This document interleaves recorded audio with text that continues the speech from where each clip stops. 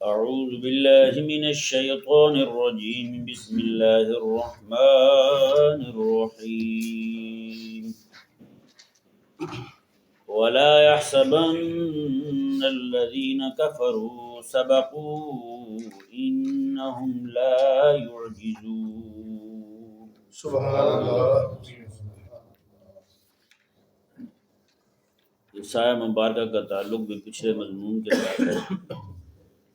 اللہ تعالیٰ نے ارشاد فرمایا کہ حبیب پیارے آپ کو خوف ہو ان کی طرف سے خیانت کا جن کے ساتھ آپ نے ترک جنگ کا معاہدہ کر رکھا ہے، تو آپ ان کا معاہدہ ان کے منہ پر مار دیں اور فَانبِذْ إِلَيْهِمْ عَلَىٰ سَوَاءٍ برابری کی بنیاد پر. ان اللہ لا يحب الخائنین، بے شک اللہ تعالیٰ ٹھگی کرنے والوں کو پسند نہیں فرماتا. اگر فرمایا وَلَا يَحْسَبَنَّ الَّذِينَ كَفَرُوا سَبَقُوا، میں کافر جو ہیں وہ اس گمان میں نہ رہیں کہ یہ چھوٹ جائیں گے، یہ نکل جائیں گے، آگے ہماری پکڑ میں نہیں آئیں گے.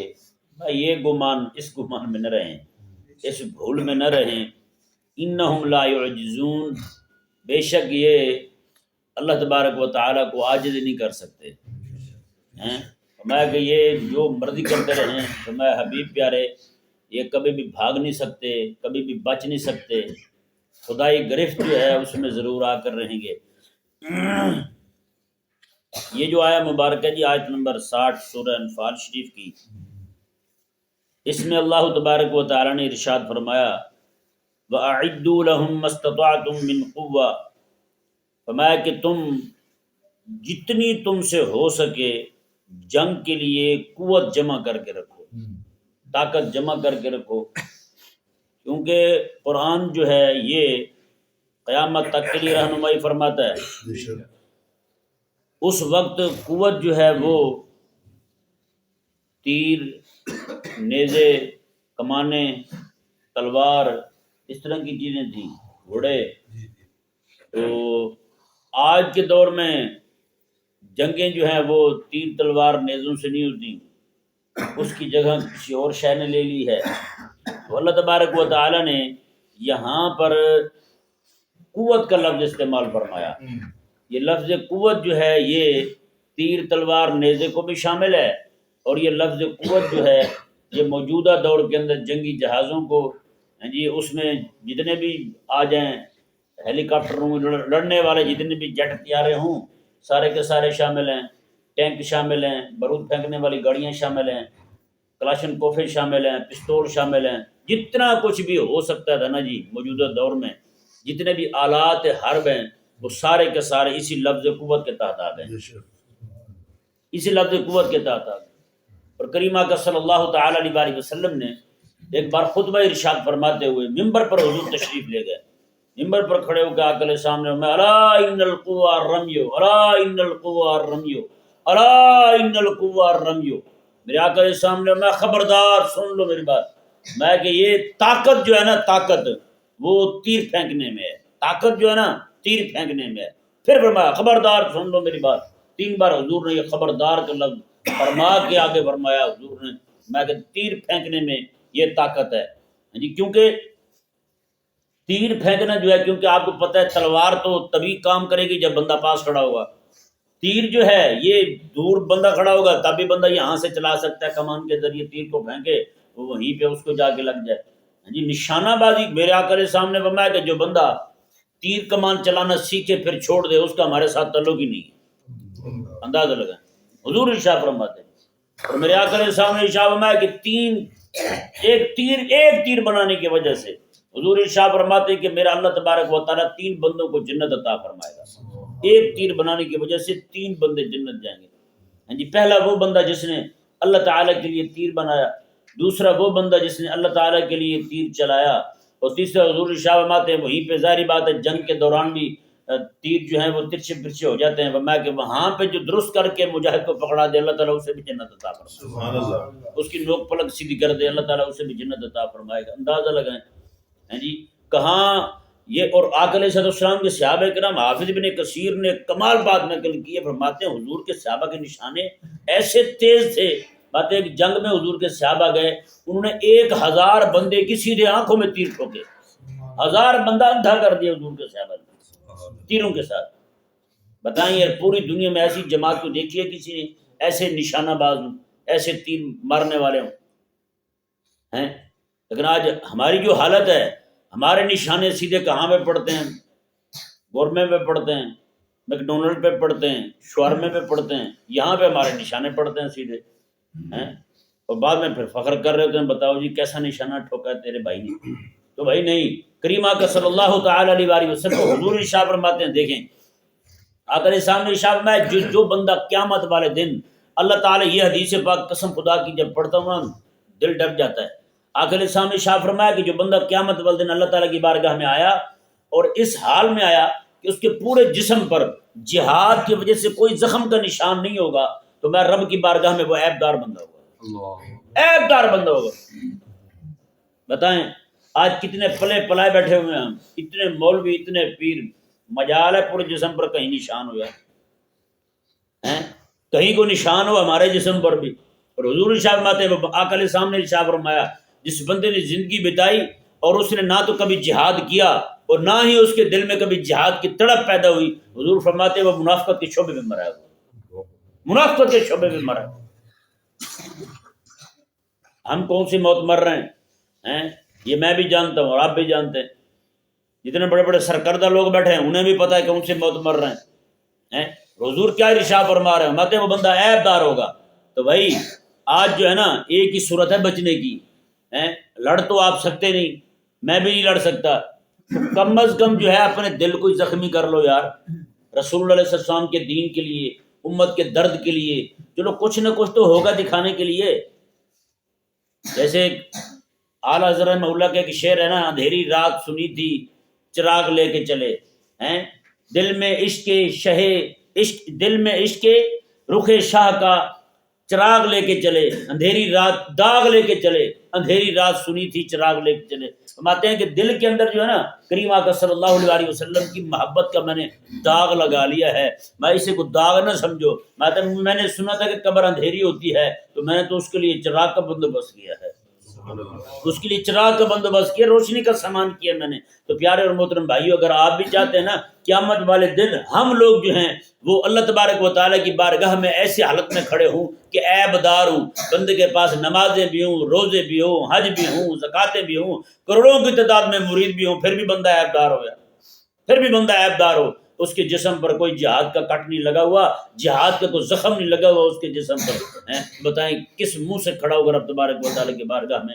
چلو اتنا ہو سکتا ہے کہ اپنا دل ہی زخمی کر لے یار، جتنا ہو سکتا ہے وہ تو کرے کم از کم رب تبارک و تعالیٰ کی بارگاہ میں، یہ تو عرض کر سکے یا اللہ عز و جل مجھ سے اور تو نہیں ہو سکا تھا، پابندیاں تھیں ہم پر، ہم نہیں لڑ سکتے تھے جہاد، ہم نہیں جہاد کر سکتے تھے، دشمنوں کے خلاف نہیں لڑ سکتے تھے، مجبور تھے، مجبور محض تھے ہم تو، یہ کیا لے گا؟ لیکن یہ تو کہنا کہ مولا میں اپنا دل جو ہے نا تیرے حبیب کریم علیہ السلام کی امت کے لیے میں اسے دھڑکتا رکھتا تھا ہر وقت، جیسے حضور نے فرمایا نا کہ میری امت کی مثال جو ہے نا میں کہ وہ جسد واحد کی طرح ہے، امت جو ہے جسد واحد ہے، میں مشرق میں بیٹھے ہوئے بندے کو تکلیف پہنچے تو مغرب میں بیٹھے ہوئے بندہ تڑپ جاتا ہے، میں وہ والی تڑپ تو پیدا ہو یار، ہمارے اندر تو وہ بھی نہیں ہے۔ ہمارے جب دھماکے ہوتے تھے ادھر دھماکے ہوئے 70 بندے چلے گئے اور ادھر جناب ساری پارٹی چل رہی ہیں، سارا کوئی نظام چل رہا ہے، کسی کو پرواہ نہیں۔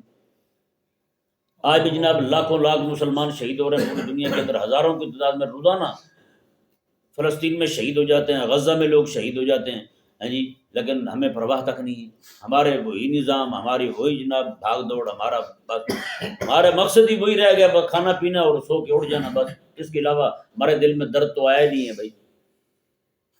اللہ اکبر کبیرہ۔ اللہ تبارک و تعالیٰ نے ارشاد فرمایا کہ وَأَعِدُّوا لَهُم مَّا اسْتَطَعْتُم مِّن قُوَّةٍ، فرمایا کہ تم اپنا سامان جو ہے نا جہاد کا وہ تیار کر کے رکھو۔ کریم آقا علیہ السلام نے دیکھیں مزے کی بات، حضور کی جنگی حکمت عملی کیا ہے اور آج ہماری کیا ہے؟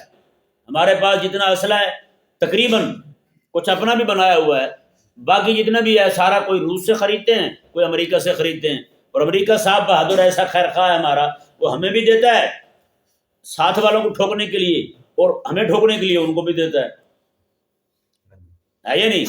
کریم آقا صلی اللہ علیہ وسلم، حافظ ابن کثیر نے البدایہ والنہایہ میں نقل کیا ہے، بات ہے کہ حضور کے دو صحابی حضرت عروہ بن مسعود اور غیلان بن اسلم رضی اللہ تعالیٰ عنہما، یہ دو صحابی غزوہ حنین میں شریک نہیں ہوئے. یہ حضور کی جنگی حکمت عملی دیکھیں، یہ دو صحابی حضور کے حنین میں شریک نہیں ہوئے. وجہ کیا ہے؟ وجہ یہ ہے کہ شام کے ملک شام کا ایک شہر تھا جرش نام کا، اس شہر کے اندر دو طرح کے وہ اسلحہ کی کمپنی تھی بہت بڑی وہاں پر اس وقت کے حساب سے. وہاں پہ جیسے آج توپ کے ذریعے گولا پھینکتے ہیں نا، اسی طرح اس وقت منجنیق ہوتی تھی، ایک مشین ہوتی تھی، اس کے ذریعے اس میں باندھ کے پتھر پھینکتے تھے، یا اس میں آگ جو ہے نا وہ باندھ کے وہ پھینکا کرتے تھے قلعوں پر میں آگ لگانے کے لیے یا ان کی دیواروں کو توڑنے کے لیے، کیونکہ پاس جا نہیں سکتے تھے. وہ اپنے جو چیزیں ان کے پاس ہوتی ہیں وہ مارتے، دور کھڑے ہو کے اس پہ حملہ کرتے تھے. تو منجنیق جو ہے وہ اس کی صنعت سیکھنے کے لیے میرے آقا علیہ السلام نے دو صحابیوں کو روانہ کیا ملک شام حنین میں. اسی لیے حضرت عروہ بن مسعود رضی اللہ تعالیٰ عنہ، حضرت غیلان بن اسلم رضی اللہ عنہ نہیں تھے وہاں پہ، ان دونوں کو بھیجا حضور نے، میں تم دونوں جاؤ اور وہاں جا کر کے یہ صنعت سیکھ کے آؤ کیسے بناتے ہیں اسے. تو میں کہ سیکھ کے آؤ پھر ہم خود تیار کریں گے. یہ نہیں کہ جا کے ان سے خریدا ہو، چار ان سے خریدا ہو پھر بعد میں وہ ہمارے دشمنوں کو آڑ دے دیں، یہی ہمارا کام لگا رہے، پھر ان کے پاس زیادہ آ جائے تو ہم پھر پیچھے رہ جائیں. بنانا تم سیکھ کے آؤ، جتنی چاہیے ہوں گی ہمیں اتنی ہم تیار کرتے جائیں. اور کریم آقا صلی اللہ علیہ وآلہ وسلم کے صحابہ کرام علیہم رضوان اللہ اکبر. حضرت عمر بن عاص رضی اللہ تعالیٰ عنہ، مدینہ سے 8 منزل کی مسافت پر ایک قوم تھی، ان کے ساتھ لڑنے کے لیے حضور نے بھیجا نا حضرت عمر بن عاص رضی اللہ تعالیٰ عنہ کو امیر بنا کر کے. وہ جب وہاں جاتے ہیں حضرت عمر بن عاص رضی اللہ تعالیٰ عنہ، آپ جنگی حکمت عملی دیکھیں، انہوں نے رات کے وقت کسی کو روشنی نہیں کرنے دی، رات کے وقت سب کو اندھیرے میں رکھا. میں سب جو ہے نا اپنی کوئی روشنی نہیں کرے گا. اب سب جو ہیں وہ مجبور ہیں، امیر کا حکم ہے، ٹال بھی نہیں سکتے، لیکن دل میں ایک عجیب سی کیفیت ہے کہ جا کے آقا علیہ السلام کو شکایت کریں گے ان کی کہ انہوں نے تو ہمارے ساتھ یہ کیا، رات کو روشنی نہیں کرنے دیتے تھے. اور کریم آقا علیہ السلام کے غلام حضرت عمر بن عاص رضی اللہ تعالیٰ عنہ جب آپ نے دیکھا، مزے کی بات دیکھیں، حضور کے دور میں جنگ لڑی جا رہی ہے. ایک تو غزوہ ذات السلاسل آقا علیہ السلام کے صحابہ کے زمانے میں ہوا، ایک یہ ہوا غزوہ ذات السلاسل کے نام سے مشہور بعد والا ہے، اور یہ والا غزوہ جو اس کو بھی غزوہ ذات السلاسل کہتے ہیں. دشمن جو ہے اپنے فوجیوں کو زنجیروں کے ساتھ باندھ کے آیا تھا، حضور کے صحابہ کے سامنے آنے کی ان کو ہمت نہیں تھی، بھاگتے تھے. باندھ کے لائے، باندھ کے پکڑ کے رکھا ان کو، تم نے ٹھہرنا لڑنا یہاں پہ. ان کے امیر نے، ان کا جو جرنیل کرنیل جو بھی تھا، انہوں نے باندھ کے رکھا اپنے فوجیوں کو، تم نے لڑنا ہے. لیکن جب ان کو ہمت نہیں ہوئی تو وہ سارے بھاگے. صحابہ کرام علیہ رضوان جو ہیں ان کی تعداد بہت کم تھی، انہوں نے بھی پیچھے ان کا تعاقب کرنا چاہا. حضرت عمر بن عاص نے نہ ان کو بھاگنے دو. انہوں نے کہا کہ عجیب بندہ ہے، ایک تو راتوں کو ہمیں روشنی نہیں کرنے دی اور دوسرا ہمیں ان کا پیچھا نہیں کرنے دے رہے. جب یہ بات کریم آقا علیہ السلام تک پہنچی، حضور نے طلب فرمایا حضرت عمر بن عاص کو، میں بھی آؤں بھائی، کیا کیا تم نے، یہ دو کام کیوں کیے؟ ایک تو رات کو روشنی نہیں کرنے دیتے تھے اور دوسرا جو ہے وہ تم نے ان کا تعاقب نہیں کرنے دیا، وہ بھاگ رہے تھے تو پیچھا کرتے یہ لوگ. کریم آقا علیہ السلام کی بارگاہ میں عرض گزار ہوئے حضرت عمر بن عاص رضی اللہ تعالیٰ عنہ، کہنے لگے یا رسول اللہ صلی اللہ علیہ وسلم، معاملہ یہ تھا کہ ہماری تعداد بہت کم تھی، اس لیے میں نے رات کو روشنی نہیں کرنے دی، کہیں یہ نہ ہو کہ رات کو یہ روشنی کریں اور ہمارے دشمن کو ہماری تعداد کا اندازہ ہو جائے، ہماری تعداد کا اندازہ ہو جائے. اور دوسرا جو ہے نا، ان کا تعاقب بھی ہم نے اس لیے نہیں کیا کہ اگر ہم ان کے پیچھے بھاگ پڑتے تو کہیں ان کی تعداد بہت زیادہ تھی، کہیں یہ نہ ہوتا کہ وہ جناب واپس مڑ کے ہم پہ حملہ کر دیتے تو ہماری تعداد کم تھی. کریم آقا صلی اللہ علیہ وآلہ وسلم نے ان کی اس حکمت عملی پر انہیں شاباش دی. ایک افسوسناک بات، کالا تو کالا ہے یار، رافضی ہے. یہ حضور کے صحابی حضرت عمر بن عاص رضی اللہ تعالیٰ عنہ اتنے عظیم صحابی، اتنے عظیم جرنیل ہیں کریم آقا علیہ السلام، جن کو خود امیر الجیش بنا کے روانہ کر رہے ہیں. آپ نے کہانی سنی ہوگی عمر و یار والی، یہ رافضیوں نے بنائی ہے انہی حضور کے صحابی کے خلاف. ہاں، عمر کے آگے واو لکھ دینا، اسے امر پڑھتے ہیں، لیکن عوام جاہل ہے، وہ عمرو پڑھتے ہیں. کیا پڑھتے ہیں؟ عمرو پڑھتے ہیں. ایار مکار کو، دھوکے باز کو فراڈیو کہتے ہیں. انہوں نے اپنی حکمت عملی کے تحت جناب مسلمانوں کی جو جنگ ہو رہی تھی اس جنگ کا خاتمہ کروایا. تو وہ جو رافضی ہیں وہ نعوذ باللہ من ذالک، ان کو مکار کہتے ہیں. حضرت عمر بن عاص رضی اللہ تعالیٰ عنہ کے نام کی کہانیاں بنا دی انہوں نے، عمرو ایار. بتائیں نام تو عمر ہی ہے نا، عوام عمر پڑتی ہے اسے، عمر و یار نعوذ باللہ من ذالک، اور وہ تو ہیں ہی دشمن کریم آقا علیہ السلام کے صحابہ کے، ان سے بڑے دشمن تو پھر یہ ہمارے والے پاگل نکلے احمق جو ہیں، یہ بھی پڑھتے ہیں اس کہانی کو ہیں؟ اچھے بھلے لوگ جو ہے نا وہ بھی کہہ رہے ہوتے یار عمر و یار والی کہانی پڑھیں گے، کیا ہے یار عجیب ڈرامہ بازی ہے، اتنا بھی بندہ اندھا نہ ہو کہ جناب دشمنوں کی بولیاں بولنے لگ جائے اور اسے پتہ بھی نہ ہو. یار کبھی ایسا بھی ہوا بندہ دشمنوں کے ساتھ مل کے اپنے ابا کو گالی دینی شروع کر دے، دشمنوں کے ساتھ مل کے اپنی اماں کو گالی دینے شروع کر دے، کبھی ہوا ایسا؟ جب ایسا نہیں ہو تو آقا علیہ السلام کے صحابہ کرام علیہ رضوان کی عزت اور ناموس کی جب بات ہے تو پھر دشمن کے ساتھ کھڑا ہو کے یہ جناب اس کے منہ سے کیوں آقا علیہ السلام کے صحابی کے لیے عیار اور مکار کا لفظ نکلا، یہ کیوں کہنا شروع ہو گیا ہیں؟ جن کو کریم آقا علیہ السلام ان کی جنگی حکمت عملی پہ حضور داد دے رہے ہیں، حضرت عمر بن عاص رضی اللہ تعالیٰ عنہ. اللہ اکبر کبیرہ.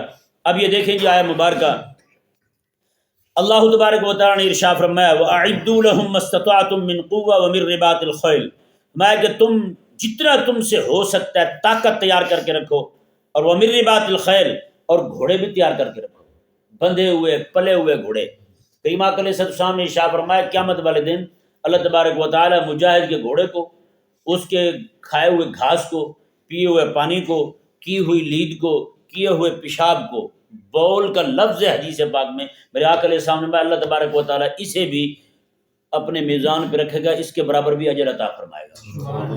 بتائیں مدینہ منورہ میں نا آقا علیہ السلام کی ایک صحابیہ تھی، انہوں نے ایک اونٹ رکھا ہوا تھا، اس اونٹ کی خدمت کیا کرتی تھی، خود اسے پانی پلاتی، ساری خدمت خود کرتی تھی اونٹ کی ہیں. اور جب بھی کوئی حضور کے غلام جہاد پہ جانے لگتے نا تو انہیں کہتی کہ جہاد پہ آپ جا رہے ہیں نا تو اونٹ میرے والا لے کے جائیے گا. اللہ اکبر. بھائی صاحب ہیں ہمارے ہاں مائیوں کی شوق ہی الگ ہے، نیکلس ہو جائے، ساڑی ہو جائے، فلانی شے ہو جائے، فلانی شے ہو جائے، یہ والی چیزیں ہو جائیں، جب بھی مطالبہ کریں گی یہی کریں گی، مجھے فلانے کپڑے لے کے دیں گے، فلانا ڈیزائن آیا پروین نے ایسے کپڑے پہنے ہوئے تھے میں نے دیکھے نہیں، میں نے بھی وہی لینے ہیں. جب وہ لے گی کہتے ہیں اب تو وہ ڈیزائن ایک ہے، ہم نے سکول میں تھوڑا جانا اکٹھے ایک جیسے کپڑے پہن کے جائیں. بتائیں یہ منڈے بیچارے بہلے ہوتے ہیں جو سارے ایک جیسے کپڑے پہن کے جناب وہ نرسری لگ رہی ہوتی ہے پھولوں کی، ہے یا نہیں؟ تو یہ عجیب نظام ہے، عجیب سسٹم ہے ہمارے ہاں. تو مائی صاحبہ جو ہے نا انہوں نے اونٹ رکھا ہوا ہے، پالتی ہیں اسے، خدمت کرتی ہیں، گھاس کھلاتی ہیں، اور چیزیں جتنی بھی ضرورت کی ہیں وہ کھلاتی ہیں. ان کے شوہر حج پہ جانے لگے تو انہوں نے کہا کہ اونٹ مجھے دے دے. انہوں نے کہا نہیں میں پہلے حضور سے مسئلہ پوچھوں گی، میں پوچھوں گی مسئلہ حضور سے کہ تیرے لیے لے کے جانا بھی جائز ہے یا نہیں، ایسے لے کے چلا جاتا ہوں. اللہ اکبر کبیرہ. تو وہ اللہ اکبر آپ کو حیرانگی ہوگی، خواتین کو بھی اللہ تبارک و تعالیٰ نے، کئی خواتین اللہ تعالیٰ نے اتنی بڑی انہیں ذہانت دی ہے، ایسا تقویٰ دیا ہے انہیں ہیں. ایک مفتی صاحب ہیں وہ بیان کرنے لگے کہ ایک انگریز ملک سے پرتگال، وہاں سے ایک لڑکی کا فون آیا، وہ اس کے شوہر نے فون کیا مفتی صاحب کو، انہوں نے کہا کہ میری بیوی جو ہے نا اس نے 3 سوال کیے ہیں، عورت لڑکا کشمیر کا تھا، لڑکی جو ہے وہ پرتگال کی تھی، نصرانیہ تھی، اس نے نصرانیت چھوڑ کے اسلام قبول کیا، اس کے ساتھ شادی کی. اب اس کے 2-3 بچے بھی ہیں. سوال کیا ہیں آپ سنیں کہ حیران ہوں گے، یہ وہ سوال ہیں جو ہم نے کبھی سوچے بھی نہیں ہوں گے، ہمارے عوام نے سوچے بھی نہیں ہوں گے کہ ہم بھی یہ پوچھیں. اس نے کہا ایک تو میرا ابا بیمار ہے، نصرانی ہے، تو میرا شوہر بھی مجھے، شوہر کہنے لگا میں بھی اسے کہتا ہوں جا کے پوچھا اس کی عادت کر، تو وہ کہتی ہے نہیں میں پہلے اسلام سے پوچھوں گا، اسلام مجھے کہے گا تو جاؤں گا. ہیں یہاں مسلمان جو ہوتے ہیں ان کو تو اسلام اتنا نرم ہے ان کا کہ سر میں بھی جانے سے نہیں روکتا، ان کو تو رش میں جا کے موڈے سے موڈے ٹکرانے سے بھی نہیں روکتا ان کو اسلام، ہیں ایسے نرم اسلام ہے ان کا. تو اس نے کہا میں پوچھوں گی اسلام سے، اسلام جو کہے گا میں وہ مانوں گی، تب میں جاؤں گی اپنے ابا کو پوچھنے، بغیر نہ میرا ابا نہیں ہے، میرا ابا ہے تو اسلام ہے بس، ہاں اسلام ہی میرے لیے سارا کچھ ہے. دوسرا مسئلہ اس نے کیا کہا، دوسرا مسئلہ اس نے یہ کہا کہ دوسرا مسئلہ یہ ہے میرے بچے نے پیمپر پہنا ہوتا ہے، ڈائپر پہنا ہوتا ہے. اس خاتون وہ کہنے لگی میں نماز جب پڑھتی ہوں کھڑی ہوتی ہوں تو بچہ نیچے پھرتا رہتا ہے، جب میں تحیات میں بیٹھتی ہوں نا بچہ بھاگ کے میری گود میں بیٹھ جاتا ہے. اور جن دنوں میں اب اس نے پیشاب بھی کیا ہوتا ہے پیمپر میں، تو اب وہ بچہ جو ہے نا میرے اوپر بیٹھ گیا. اس لڑکی نے، اس خاتون نے نمازوں کا پورا حساب لکھا ہوا تھا، اتنی نمازیں میری بنتی ہیں، بچہ جو ہے وہ پیمپر پہنے ہوئے اور نہ اس میں پیشاب بھی تھا، میرے اوپر آ کے بیٹھ گیا، گود میں بیٹھ گیا. اب ان نمازوں کا حکم کیا ہوا بتائیں بھائی؟ ہمارے بھی گھر میں خواتین ہوتی ہیں، بچے ہوتے ہیں پیمپر پہنے ہوتے ہیں، یہاں بھی بچوں کو پیمپروں کے ساتھ لے آتے ہیں، بچوں نے پیشاب کیے ہوتے ہیں، وہ کھڑے ہو جاتے ہیں بچے کو اٹھا کے. کبھی پوچھا کسی نے؟ ہاں جی بچے کو پیشاب کیا ہوا تھا پیمپر میں، ہم نے اٹھا کے گود میں رکھ دیا، نماز ہو گئی نہیں ہوئی. یہ نجاست کو اٹھانا ہے بھائی. سمجھ آیا مسئلہ نہیں آیا؟ تو یہ دوسرا مسئلہ یہ تھا. تیسرا مسئلہ یہ تھا کہ اس کا ابا جو تھا وہ کھرب پتی تھا، وہاں کے کھرب ملینر بلینر کیا بلا کہتے ہیں وہ والا تھا. اس نے کہا ابا جو ہے مرنے والا ہے، اس کی پراپرٹی جو ہے وہ کہتے ہیں کہ آپ کو ملے گی. تو میں کہتی ہوں میں پہلے اسلام سے پوچھوں اسلام میرے لیے اجازت دیتا یا نہیں دیتا ہے. بتائیں وہ ایک یعنی کہ وہ ایک کفر سے اسلام کی طرف آئی ہے، اس کے دل میں اسلام کی محبت ہے. لیکن ایک آج ہم ہیں، ہماری عورتیں ہیں، پوچھیں تو جو بھی شاید وہ حلال ہے یار، کچھ نہیں ہوتا یار، اپنے نفس کی مانو، میرا جسم میری مرضی. یہ نعرے کہاں پہ لگ رہے ہیں؟ یہ اس عرض وطن پہ لگ رہے ہیں جس کو حاصل کرتے ہوئے انہوں نے کلمے کے نعرے لگائے تھے. بتائیں وہاں پہ بچیاں جو مسلمان بچیاں وہ میرا جسم میری مرضی کے نعرے لگا رہے، کہتے ہیں خدا کون ہوتا ہے مرضی اپنی تھوپنے والا، دین کون ہوتا ہے اسلام کون ہوتا ہے ہم پہ مرضی اپنی تھوپنے والا. اللہ اکبر کبیرہ. تو پیار اور محترم بھائیو، اس مائی صاحبہ نے کہا کہ میں پوچھوں گی پہلے کریم آقا علیہ السلام سے. وہ خاتون حضور کی بارگاہ میں گئی، جا کہنے لگی یا رسول اللہ صلی اللہ علیہ وسلم میں نے اپنا اونٹ سنبھال کے رکھا ہوا ہے جہاد کے لیے، میں اس کی خدمت کرتی ہوں، تو میرا شوہر جو ہے نا وہ مجھے کہہ رہا ہے کہ اونٹ مجھے دو، میں حج پہ جانا چاہتا ہوں. میرے آقا علیہ السلام نے فرمایا کہ وہ جہاد جو ہے وہ بھی فی سبیل اللہ ہے، اور یہ جو جہاں جا رہا ہے یہ بھی فی سبیل اللہ، اسے دے دو، اسے بھی تمہیں جہاد کا ثواب ملے گا. اللہ کو حضور سے پوچھ کے دیے انہوں ہیں. یہاں تو پھر ایسی کھلے ڈلے دل کی ہوتی ہیں خواتین، نعوذ باللہ. جی اپنے شوہر کی بہن بھائی آ جائیں تو انہیں پانی نہیں پوچھیں گی، لیکن اپنی بہن آ جائے تو گھر کی قیمتی چیزیں بھی اٹھا کے اس کے کھاتے میں ڈال دیں گی، وہ بھی چیزیں اٹھا کے معروف طریقے کے ساتھ، اتنا کہ جس سے شوہر کو نقصان نہ ہو. اتنی اجازت دی ہے اسلام نے. عورت صدقہ خیرات بھی کر سکتی ہے، کوئی دے سکتی ہے، کھلا پلا سکتی ہے، لیکن اتنا نہیں کہ بیچارہ شوہر جو ہے وہ کمر کے بھار نیچے آ پڑے ہیں اور باقی جو ہے نا اس کے سالے سالیاں اور وہ سارے مزے کرتے رہیں. عموماً ہمارے ہاں یہی ہوتا ہے. اللہ تبارک و تعالی ہمیں سمجھنے کی توفیق عطا فرمائے. عیسیٰ مبارکہ پہ انشاءاللہ عز و جل کل مزید گفتگو